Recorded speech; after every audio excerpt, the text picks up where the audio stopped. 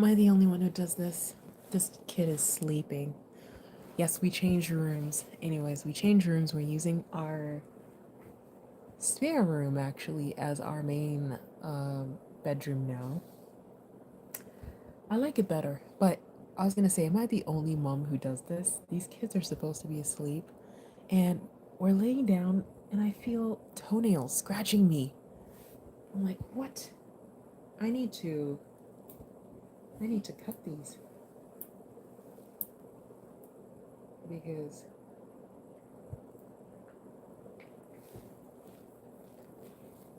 hold on. This is my 5-year-old's toenail. Look how long that got. He's fast asleep right now, but I'm putting that in my. I'm putting that in my. The toenails in the plant over there, but look, he's fast asleep. But I was just like, I can't sleep.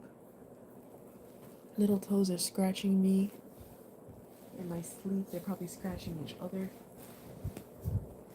So I cut babies first. I just want to see your hand. Here, hold this one. I just want to see the hand, no. Please. Come here. This one is not sleeping yet. Because he napped. These kids have been sick. And for him, he napped really long today. I'm waking up the older one.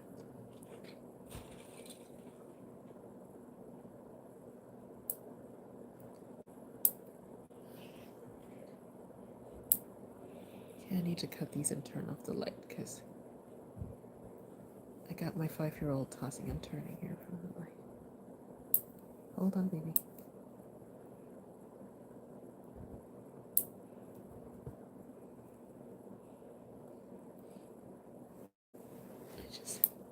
He was almost asleep, but then I'm like, I'm getting scratched in my sleep.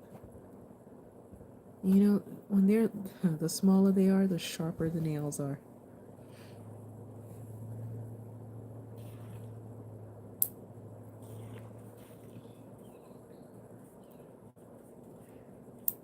So, what you gonna do? Mom life. Okay, can we switch hands? Switch hands. Switch. It's his turn. His turn. Wait your turn. No. It's his turn. No. He's all done. Look, nice. So nice. I could probably shorten this a little bit more. There. Other one turn. Oh, look at the skeleton driving the bus. Oh my gosh.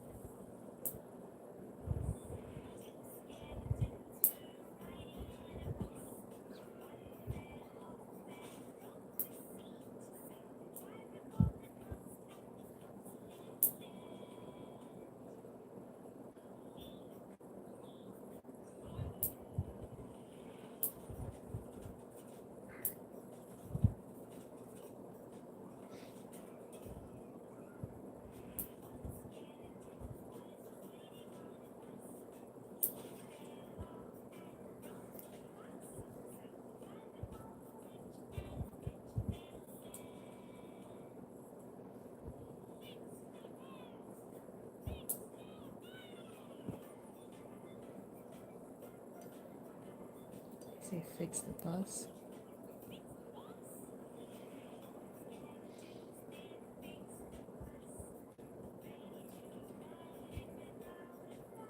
Okay. Got all the nails off of this little guy. Now I gotta disturb the one that's sleeping and get his fingernails.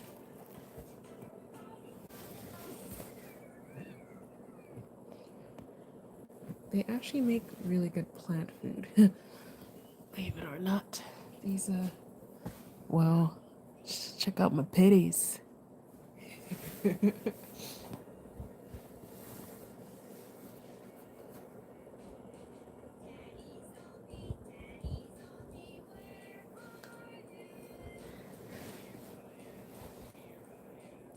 What's all this on me? Toothpaste. Ah, I must have been once fighting this one to brush his teeth.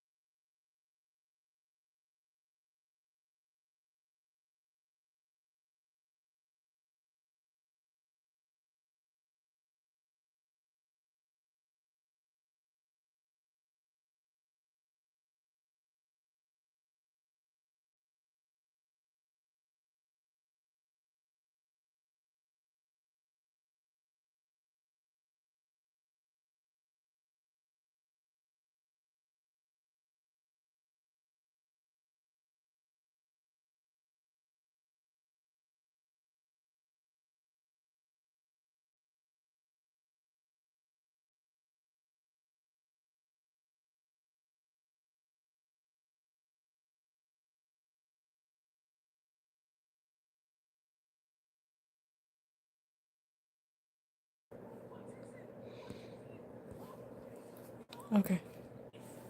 I think I got everybody's nails out. Okay. Okay.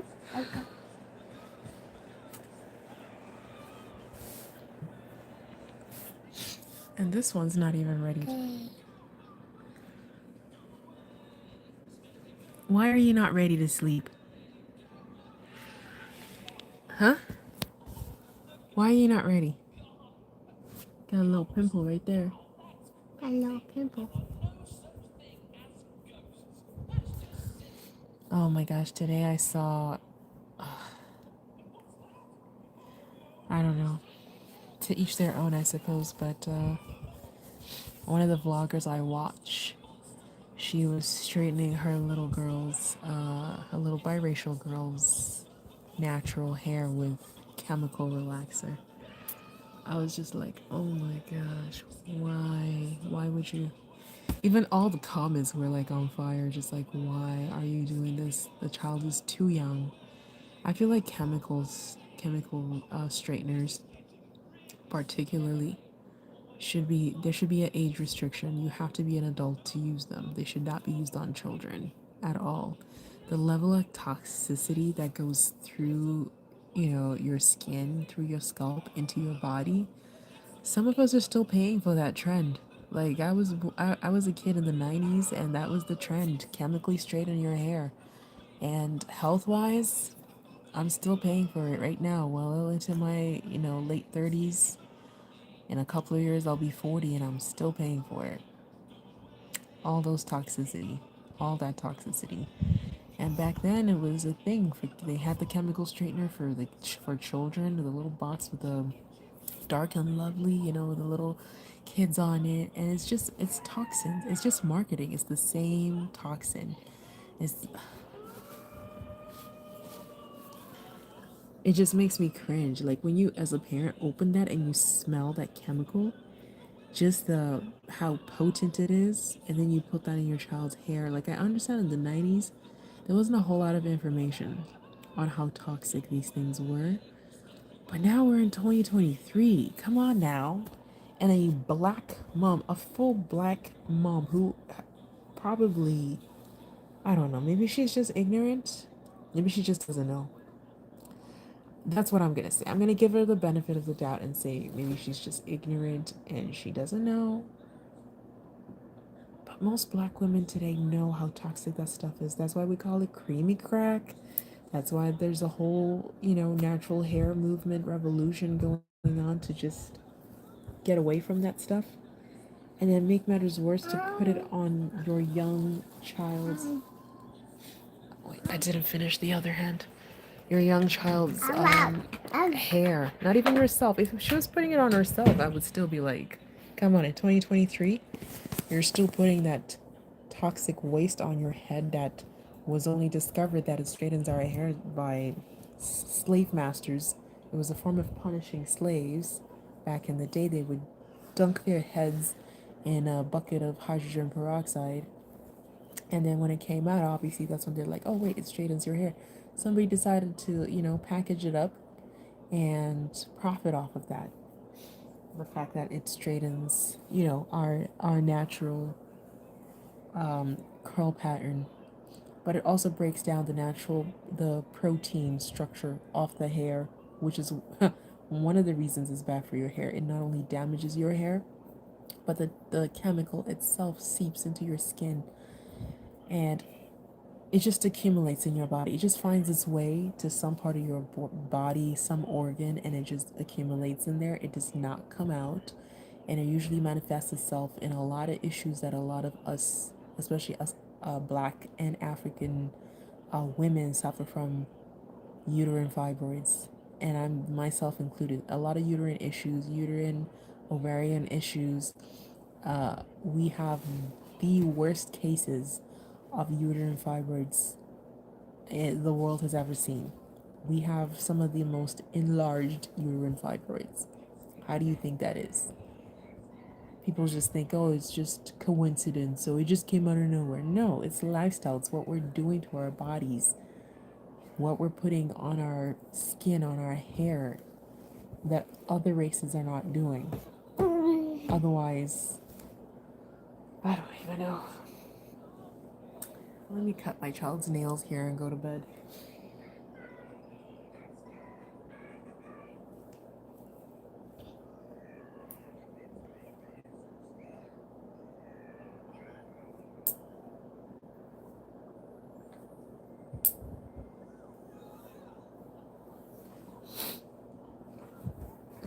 Yeah, that really pained me because that little girl, I was just like, imagine now, you get her hooked on creamy crack at that young age.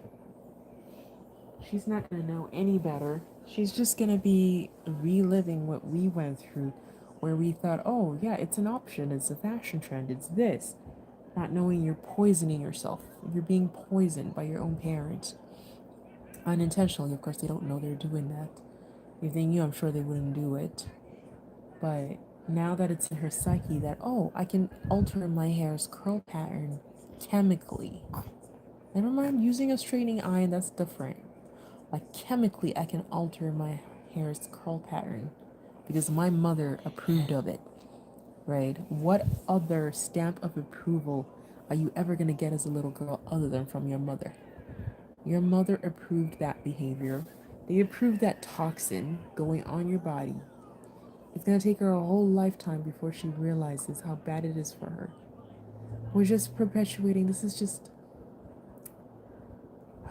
We got to break the cycle. We're perpetuating this toxic cycle. Oh my gosh, this is mental colonization. That's what it is. Mental slavery. Emancipate yourself from mental slavery, they said, but it's still happening so slowly. In 2023, she's just slapping creamy crack on her little girl's hair.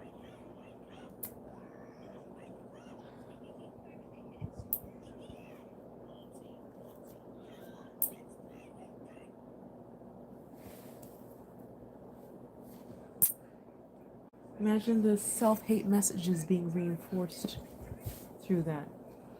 That your hair is so unmanageable because she just had a newborn baby. That's why they just had a newborn. So I guess she figured, oh, I'm so busy. I'm just gonna slap creamy crack on my baby's hair.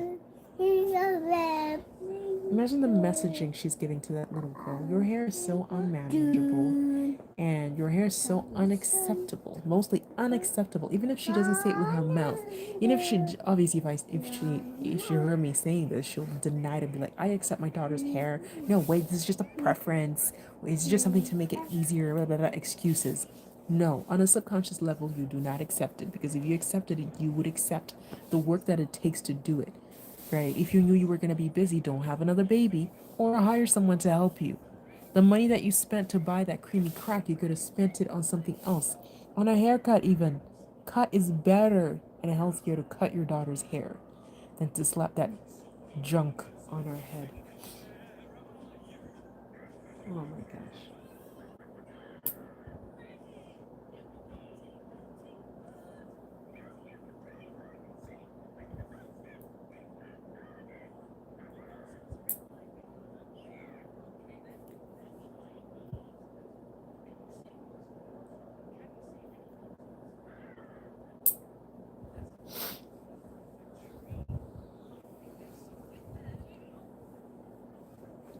I'm not even understanding how this world works anymore. Like, is this the kind of stuff you guys want to see?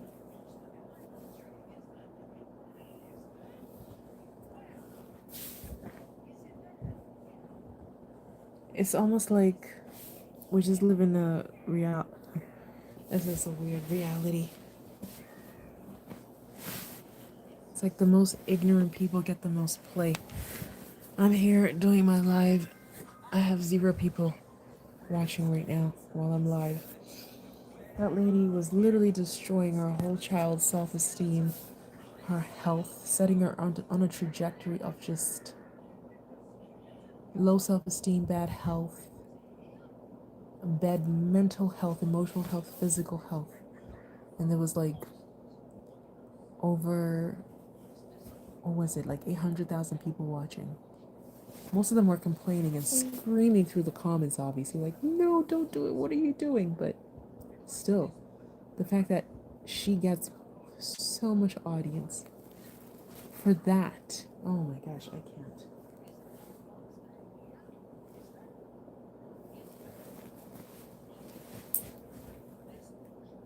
With that level of, with, sorry, baby. That level of unawareness, just lack of self awareness in general.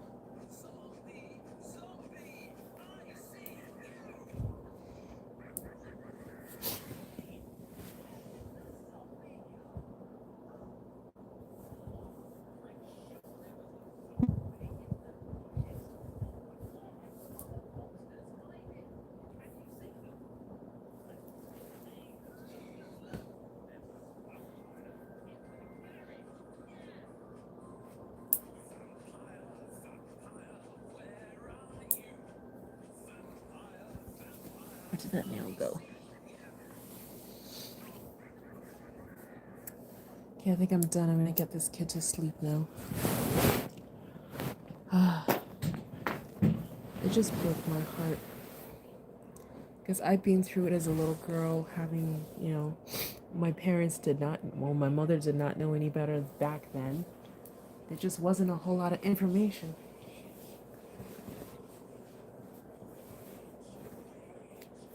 And it's not like she did it every day. She did it for her wedding when she remarried. So it's supposed to be a once-off thing, but it still caused enough damage that I had to go to the hospital because I got some burns.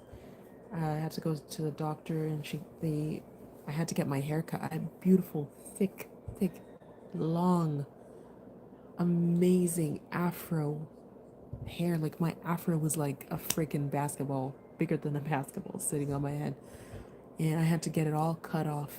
I still remember how I felt. It was devastating. Because after they straightened it was like past my back, past my mid back. It was so long, but it was short lived because shortly after I had to get it all shaved.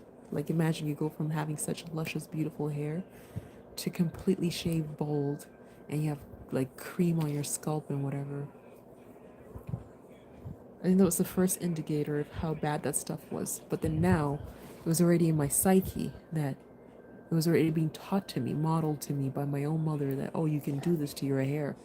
If your hair is not satisfactory, if it's not good enough, you could do this to your hair. So then I started doing that to my hair, right?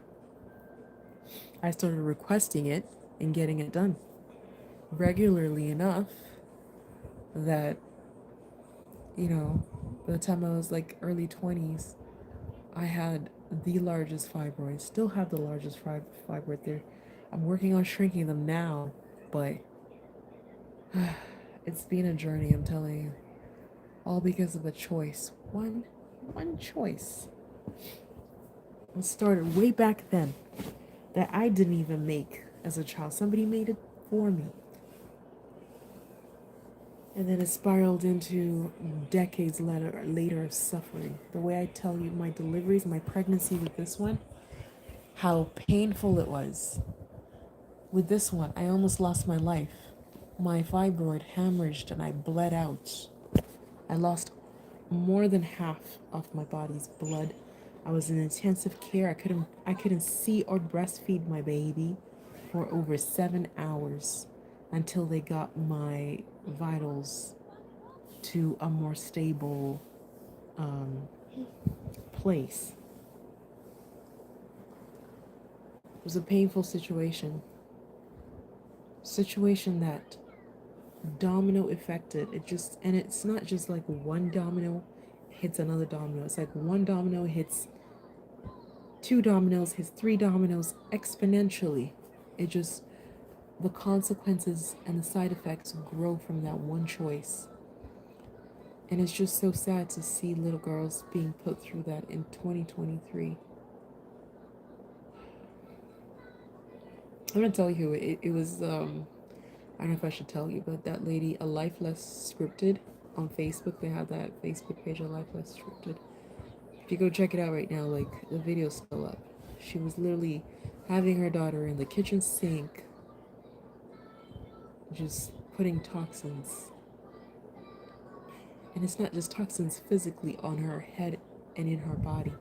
This is gonna be a toxin in her psyche and her emotional state of being for a long time. It's gonna have lasting effects.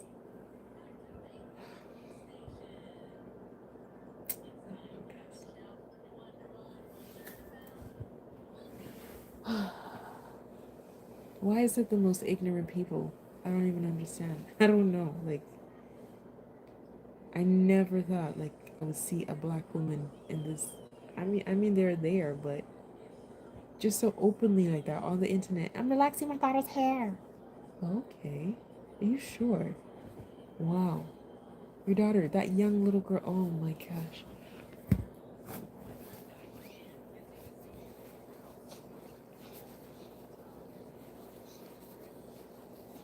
Okay, I'm gonna get ready. Turn off the lights. We're gonna sleep because we all have colds and we should go to sleep now. But thanks for whoever's gonna watch later on because no one's here right now. Probably no one's awake at 11:38 p.m. I don't even know why I started doing this live. Maybe I just wanted to get this off my chest. Probably that whole story. It's just so sad. My heart just goes out to that kid and her future. Ugh. She's not a bad mom. Don't get me wrong. She's not a bad mother. She's just probably misdirected, desperate. Especially after having a newborn, sometimes you're so strapped for time. She's probably very desperate, very tired, overworked, being a new mom. Just, this is their third child. I'm on my second, and I'm just like, oh my gosh. Every time I talk to my husband, and he's like, oh, let's have a third, I'm like, oh my gosh. It's like, I feel like it's going to be biting off way too much than I can handle having a third child. So obviously, there's a lot of emotion going on, a lot of stress, a lot of exhaustion. Being a new parent, but this decision, I wish there would have been more time and deliberation and education, mostly education, that was had before making that decision. And obviously, the dad is white. What does he know? If I said to my husband right now, I'm gonna creamy crack my kid's hair, he can't oppose anything. What does he know about creamy crack? What does he know about the history, what it causes, other than what I've told him from personal experience? He might say no now because I've told him about my fibroids and all this stuff and what it's actually made out of. But your typical average white guy, what's he gonna know about? Oh, what's this black lady, my wife, what she's saying she's gonna put in our daughter's hair? She's saying it's gonna help, it's gonna give her more time to take care of the baby, it's gonna give her more time, it's gonna make it more manageable. Okay, yeah, let's do it. Like, what are you gonna do as a man? Your wife wants to do that to your daughter's hair. What are you gonna do? What are you gonna do? Nothing. Just sit on the on the sidelines and watch. Most likely. And he's an older white guy too. Like, he looks old anyway. I don't know. They both look old, so they could be even my age, but they just are beat up because of lifestyle. If this is the kind of choices they make for their daughter, I can imagine the lifestyle they're living. I don't know. They look old. They might not be as old as they look, but they look old to me. So, I don't know.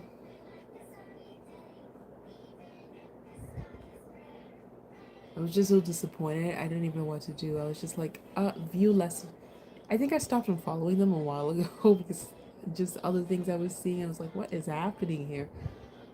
They're a decent family, but then there's some little things that start cluing you in. Like, I don't know if is it education level? Is it like where did they grow up? Like, what kind of society shaped them? What environment shaped them? Like, you know, because there's some people that maybe they might be educated now, but maybe they grew up. The place that influenced them the most was they, surrounded by people that weren't so educated, lower class, lowly educated people that don't really know much about anything, so they didn't have much to teach them. Because a lot of what you learn in life, you learn from your family when you're young, between these ages here, right here. And if your influence is like, I don't know, people who just don't really know much about those things, then chances are you're going to get older and you're not going to know much about those things either, right? I know for me, my family's always been very health conscious, even despite my mom using creamy crack on my head when I was a kid. As she got older, as we all got older, she started being very conscious about health and about what not to put on your bodies, even in the name of fashion or making it things more manageable. So that conscientized us as well, her children, that like now my mom is completely plant-based. She's plant-based. She doesn't eat any processed food. She eats whole plant-based foods. She's very healthy. And so am I. I'm also plant-based. My whole family's plant-based. My children are plant-based. So you see how these things trickle. When you have a family member that's very health conscious and very aware of things like toxicity, because it's one thing to hygiene, one thing to be all stuck up about hygiene, which my mom was a germaphobe, so that made me very clean.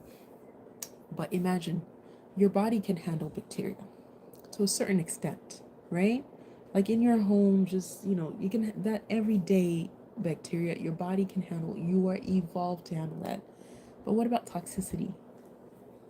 What about toxins that we're literally synthetically manufacturing in labs, packaging and selling to people and even selling to children? We're not evolved to handle this, and we don't even have that long of a time span to evolve to handle the rate at which it's being pumped into our systems from everywhere. That's why so many people are just getting sick.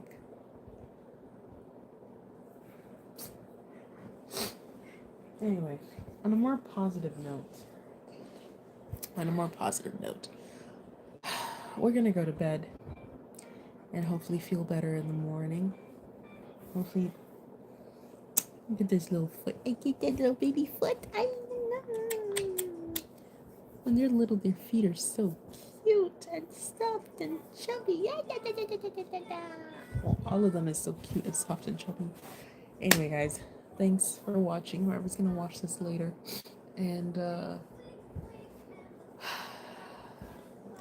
I hope you take away something positive from this video.